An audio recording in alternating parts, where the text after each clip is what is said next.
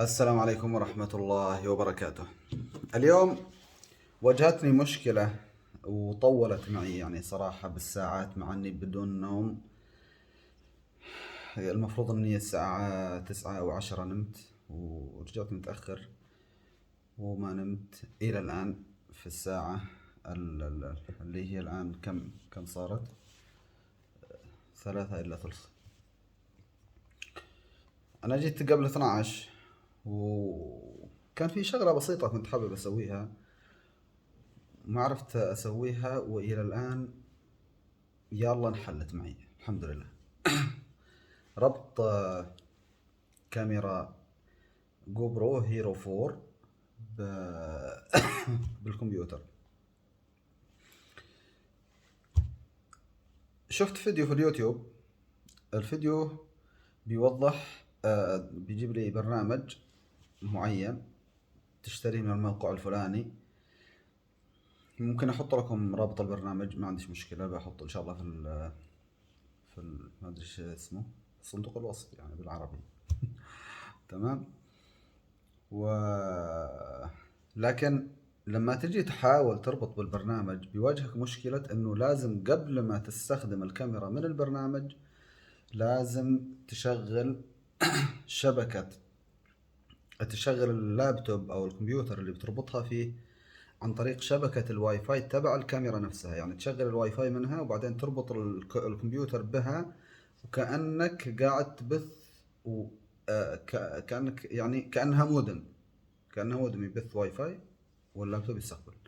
طيب، المشكلة الأساسية هنا أنه من وين أجيب كلمة مرور لشبكة واي فاي؟ أوكي، أفتح الشبكات تظهر لي شبكة جو برو أو بالاسم اللي هي مسمى عليها الكاميرا أيا كان. إذا كان متغير الاسم مثلا ممكن جو برو ورقم معين، أو جو برو هيرو 4، أو جي بي ورقم طويل، او المهم في ارقام تكون جاية كذا من نفسها، وممكن انت تغير اسم الكاميرا. طيب، آه انا ما حصلت من وين اعدل اسم الكاميرا، ما حصلت كلمة مرور. هي بيطلع لي اسم اوكي، بس من وين اجيب كلمة مرور؟ ادخل بالطريقة هذه اللي هي يعني تطلع كلمة مرور مكونة من 4 ارقام فقط. لكن هذه الطريقة يعني في أكثر من طريقة، لكن بجيب لكم أسرع طريقة اللي هي تضغط بهذا الزر باستمرار إلين يدخلك. شوف، دخلك هنا، فتدخل على تفعيل الشبكة هنا. بدأ إذا كانت أون خلاص أوكي، إذا مش أون تحطها أون بضغطة واحدة. تعرف كيف التنقل، يعني ما مش حابب أدخل في التفاصيل هذه، لأنه أكيد اللي وصل لهذا الفيديو بيوصل له من أجل حل المشكلة اللي أنا واجهتها. أما بقية التفاصيل، التنقلات، الأزرار اللي تستخدمها هذه بتعرفوها أكيد. فالمهم، لما تجي هنا بعض الكاميرات بتطلع لك 6 أرقام بحسب ما شفت أنا أكثر من فيديو، كلها بتطلع 6 أرقام، بس كاميرتي بتطلع 4. مش عارف إيش المشكلة. رحت عملت لها تحديث، أول حاجة عملته نزلت برنامج التحديث من الموقع، وهذا سهل جدا. تدخل لموقع جوبرو الرسمي، تدخل الابديت، اكتب في جوجل من البداية ابديت جوبرو، تمام، وبيوديك للموقع الرسمي ويعطيك الكاميرات الموجودة. تختار كاميرتك إذا كانت هيرو 4، تختار هيرو 4، بيعطيك في نفس الصفحة بيعطيك التعليمات كيف تسوي التحديث. باختصار التحديث انه تنزل البرنامج اللي بيقول لك تنزيل التحديث، تنزله في الكمبيوتر، تسوي له اول شيء فك ضغط. بعد ما تسوي له فك ضغط تشيل الذاكرة اللي هنا، وتروح تنسخ الملف اللي انفك بعد فك الضغط.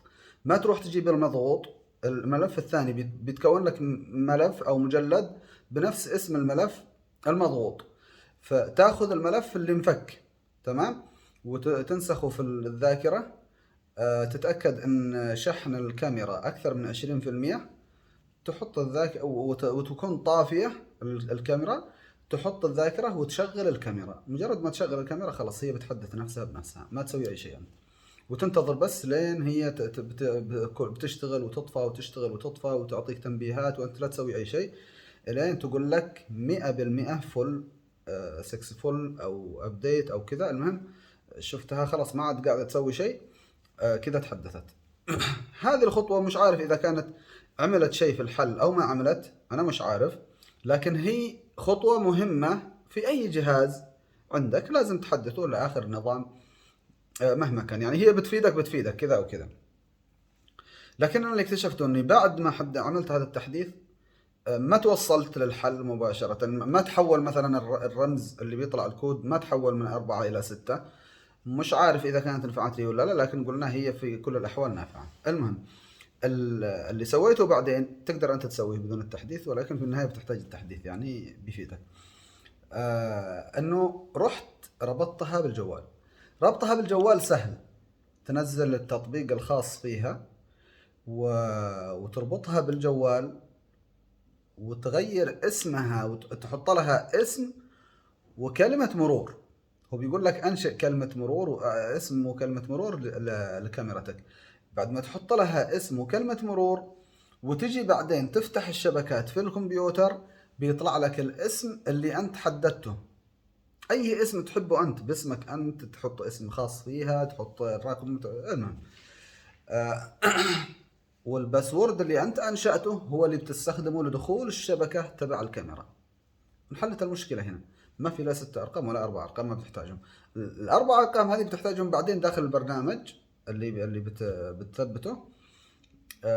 يمكن يطلب منك ال4 الأرقام، يقول لك الكود الموجود، تروح تطلعه من نفس المكان اللي بنعرفه وش اسمه وتدخله. خلاص كذا ضبطت، وتفتح معك الكاميرا من الكمبيوتر. هذه الكاميرا تقدر تفتحها من الكمبيوتر وتقدر تفتحها من التلفون، وتكون كذا لا محتاج ال4 ولا محتاج ال6 بالنسبة لربط الكمبيوتر بشبكتها بشبكة الكاميرا.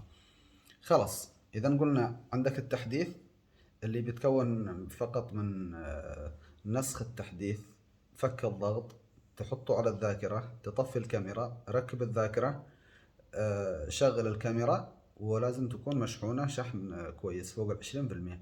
كذا تحدثت. بالنسبة للربط بالواي فاي، اربط الكاميرا بالتلفون. نزل التطبيق، ابحث في التطبيقات جو برو وبيجيب لك التطبيق، وتروح في التطبيق تختار الكاميرا، بيجيب لك كل الكاميرات، تختار كاميرتك. بيطلب منك الكود ال4 الأرقام، حط الكود ال4 أرقام. بعدين بيطلب منك تحدد اسم ورقم سري للكاميرا. تقوم تحدد هذه الحاجات. خلصت تحددهم، تروح تربط الكمبيوتر بهذه الحاجات عن طريق الاسم اللي انت حددته والباسورد اللي انت حددته، وكذا الكاميرا شغالة في التلفون وشغالة في الكمبيوتر. ان شاء الله اكون افدتكم بالتفصيل ثم بالاختصار. والسلام عليكم ورحمة الله وبركاته.